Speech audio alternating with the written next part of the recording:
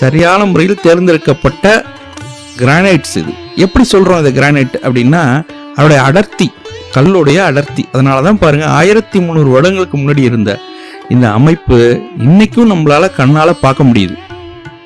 சிலைகளை பாருங்களேன், எப்பேற்பட்ட சிலைகள்ன்றீங்க. அதாவது எந்த மண்ணில் நம்ம பிறந்திருக்கோம் அப்படின்றத உணர்வதற்காவது இந்த மாதிரி இடங்களை நம்ம பார்க்கணும்.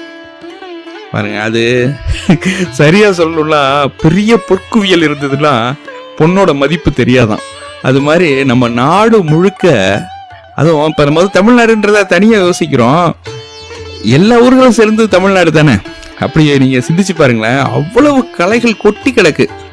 அது வேற உலகில் எங்கேயுமே இவ்வளவு சாதாரணமாக அதை அணுகிட முடியாது. அவ்வளவு மிகச்சிறந்த கலைகள் பாருங்க. புராண காலத்து ராமர், அதுக்கப்புறம் அந்த சைடு ராவணன்,